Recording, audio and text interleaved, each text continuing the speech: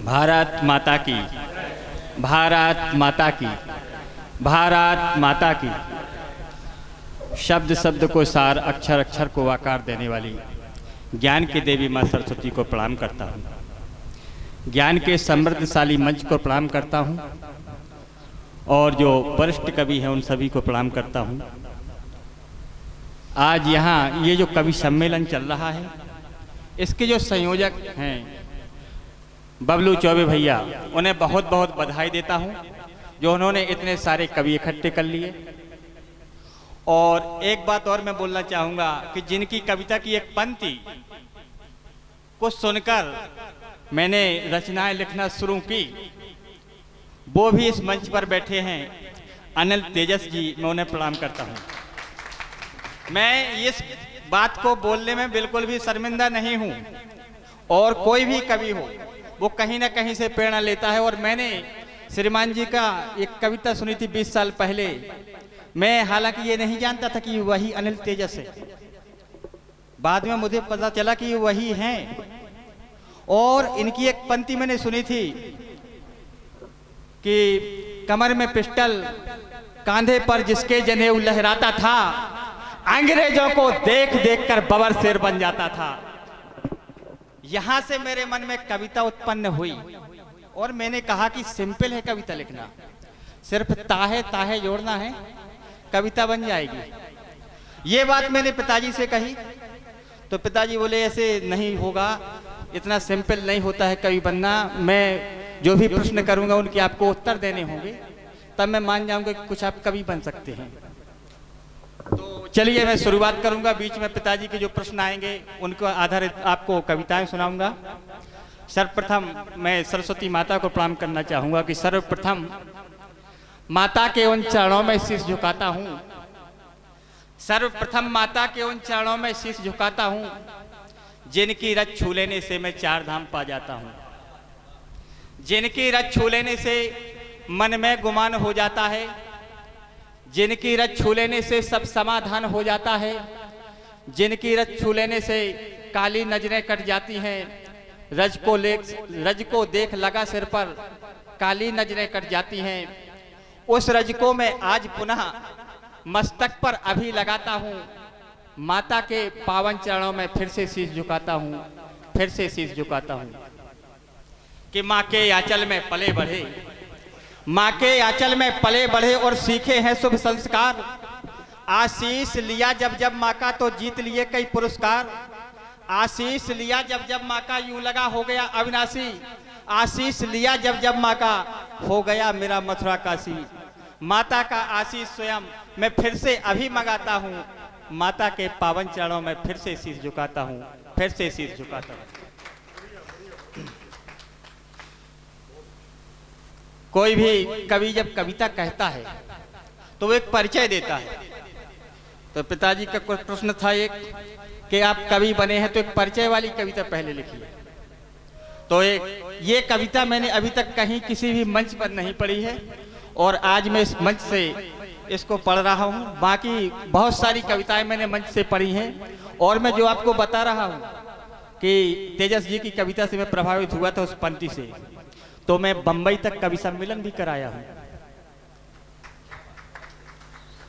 फिर जो मैं आपसे कहना चाहता हूँ तो जो एक नई कविता, और आप लोगों ने हमने सबने सुना है कक्षा 5वीं में के सबसे पहले ब्रह्मांड बना, फिर सौर मंडल बना, फिर सूर्य बना, फिर चंद्र बना। तो एक परिचय में मैंने इसी प्रकार की कुछ पंक्तियां जोड़ी हैं कि ब्रह्मांड बना फिर सौर बना, ब्रह्मांड बना फिर सौर बना, फिर सूर्य बना फिर चंद्र बना। ब्रह्मांड बना फिर सौर बना, फिर सूर्य बना फिर चंद्र बना। बनकर दिन कर की किरण गया तो धूप बना व छाँव बना। बनकर दिन कर की किरण गया तो धूप बना व छाँव बना। फिर उमस बना व भाप बना, बादल बनकर फिर छाया घना। फिर उमस बना व भाप बना, बादल बनकर फिर छाया घना। अंबर से गिरा में जल बनकर गंगा की अमृत धार बना। अंबर से गिरा मैं जल बन कर गंगा की अमृत धारे बना, फिर संगम बन कर देख लिया, हर गम को मैंने सौख लिया। बन विश्वनाथ काशी पहुंचा और गरल गले से रोक लिया। तो छाया चित्रों में खोने से मन का भ्रम बढ़ता जाता है, बादल कितना भी हो ऊंचा अंबर के नीचे आता है। मैं जान गया और मान गया ये सृष्टि सदा निरंतर है, अपने अपने बस कर्मों से कोई कंकर है कोई शंकर है। जंगल में वृक्ष हजारों हैं, सबकी ही छटा निराली है, चंचल मन को जो चित्त करे वो खुशबू चंदन वाली है। तो फिर प्रश्न बना, उत्तर न मिला, न शिकवा रही न कोई गिला। फिर प्रश्न बना, उत्तर न मिला, न शिकवा रही न कोई गिला। मैं ग्राम ननौरा का वासी, उत्तर प्रदेश महोबा है जिला। मैं ग्राम ननौरा का वासी, उत्तर प्रदेश महोबा है जिला। ये परिचय हो गया। इसी को और बढ़ा दें, कहें तो एक बार ताली बजाएं आप। तो इसी कविता का दूसरा अंश थोड़ा और, कि ये सृष्टि सब है, जो गीता वो भगवान श्री कृष्ण उपदेश देते हैं अर्जुन को, सब भगवान की माया है। उसको आधार बना के हुए मैंने लिखा कि फिर फूल बना खुशबू भी बना, सबके मन को मैं भाया हूँ।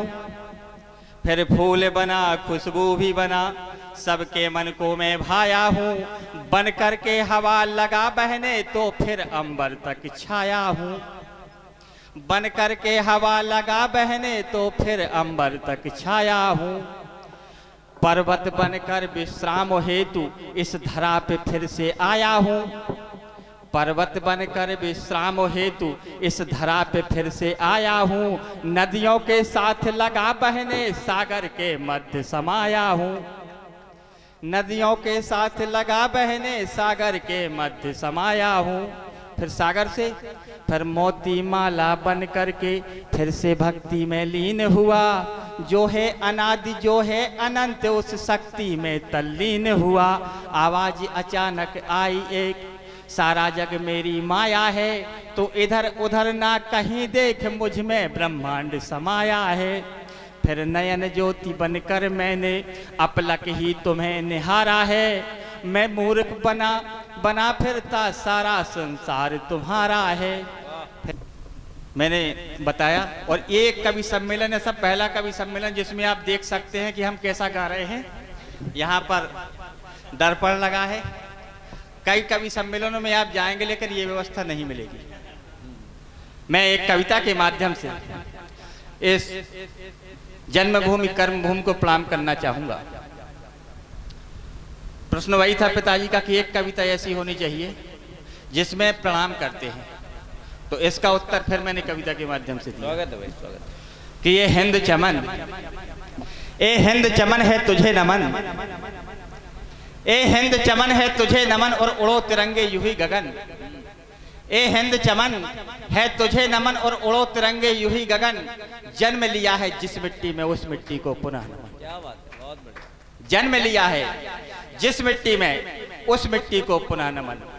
है नमन मेरा उन वीरों को, उन वीरों के जज्बातों को। है नमन मेरा उन वीरों को, उन वीरों के जज्बातों को। करते थे लेकिन झुके न सर आजादी के दीवानों को। है नमन मेरा इस झंडे को, उस इंकलाब के नारे को। फांसी का फंदा पहना था भारत आजाद कराने को। उन फंदों का, उन बंदों का एक बार पुनः है अभिनंदन। जन्म लिया है जिस मिट्टी में उस मिट्टी को पुनः नमन। है नमन मेरा उस झांसी को, है नमन मेरा उस झांसी को, झांसी वाली मर्दानी को। गोरों के छक्के छुड़ा दिए बुंदेलखंड के पानी को। है नमन मेरा उस राणा को, उस चेतक को, उस भाला को। शीश समर्पित करने वाले स्वाभिमानी झाला को। झाला का, झलकारी का एक बार पुनः है अभिनंदन। जन्म लिया है जिस मिट्टी में उस मिट्टी को पुनः नमन। बहुत बढ़िया। है नमन मेरा उस धड़कन को, जिनके वजह से हम इतना अच्छा कार्यक्रम कहीं कर पाते हैं, शांतिपूर्वक रह पाते हैं।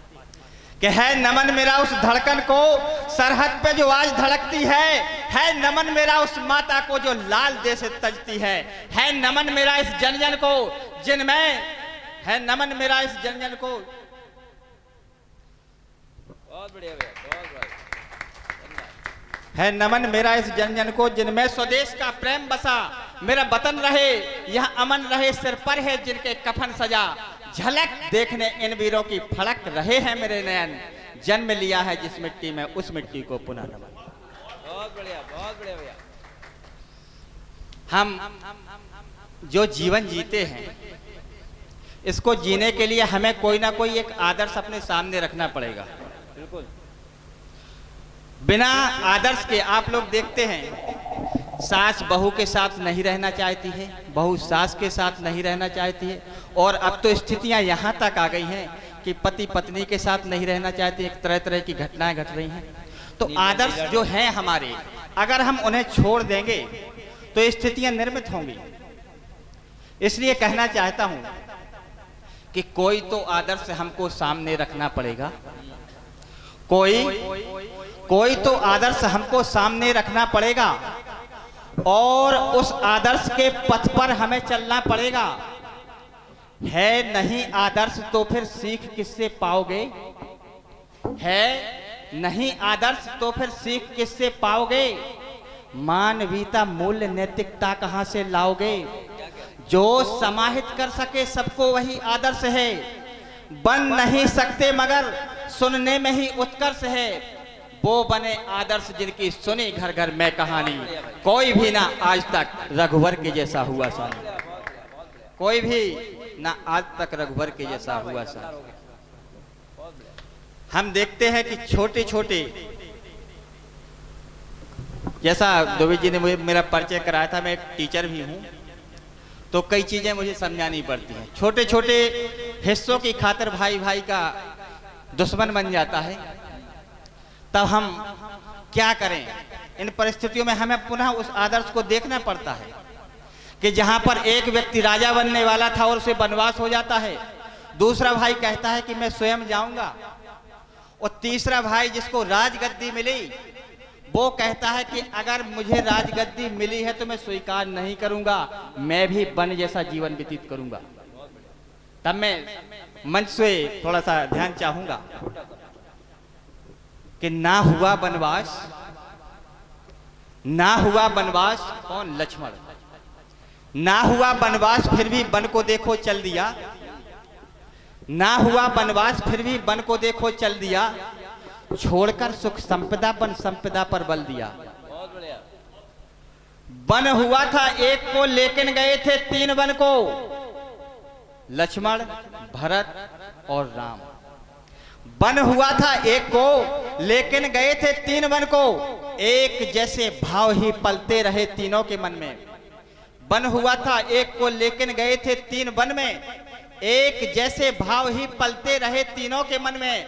है कहां परिवार वो सब सुखी तो सब सुखी होंगे, एक भी होगा दुखी तो उससे ज्यादा दुखी होंगे। जोड़ना परिवार तो लक्ष्मण भरत बनना पड़ेगा, जो हुए इतिहास में उनको तुम्हें पढ़ना पड़ेगा। बहुत शानदार शानदार शानदार। हो गया भाई, हो गया भाई। जो हुए, कवि सम्मेलन हो गया भाई। बहुत बढ़िया। जो हुए इतिहास में उनको तुम्हें पढ़ना पड़ेगा। एक और दृष्टांत में देता हूं। बहुत छोटा था जी। जब चक्रव्यूह रचा गया,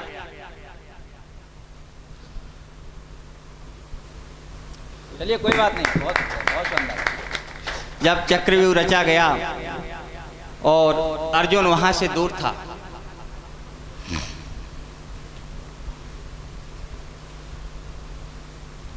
चलिए और पंक्तियां में करता हूं कि जो सैनिक होते हैं वो सैनिकों को वर्दी ऐसे ही नहीं मिल जाती कि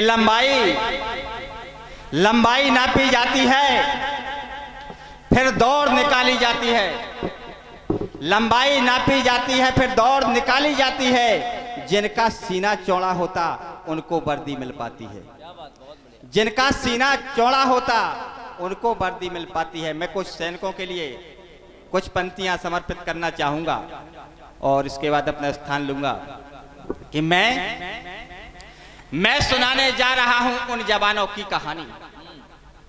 मैं सुनाने जा रहा हूं उन जवानों की कहानी, देश हित में झोंकते होकर खड़े अपनी जवानी, जिनके कारण देश है वह देश की पहचान है, जिनके कारण सरहदों का अब तलक सम्मान है। वो चले तो पत्थरों पर खींच दें अपनी लकीरें, वो चले तो पत्थरों पर खींच दें अपनी लकीरें, और बंजर भूमि को अपने लहू से खुद ही सींचें। वो खड़े हो जाए तो फिर हो गया बोना हिमालय, और आंखें मूंद ली तो बन गया मानो शिवालय। वो कभी हिचके नहीं, वो कभी हिचके नहीं, तोपों के आगे तन गए, और दुश्मन के लिए वो काल मानो बन गए। युद्ध के उन्माद में ना भय जिसे ना डर जिसे, जहां तक उड़ता तिरंगा मानते हैं घरों से। हमको उनके शौर्य को दिल में सजाना ही पड़ेगा, जो लहू देकर गए उनको झुकाना सर पड़ेगा। इस धरा के धर्म को तुमको बचाना ही पड़ेगा, चाहिए तुमको जो सुनना वो सुनाना ही पड़ेगा, वो सुनाना ही पड़ेगा। जय हिंद, जय भारत।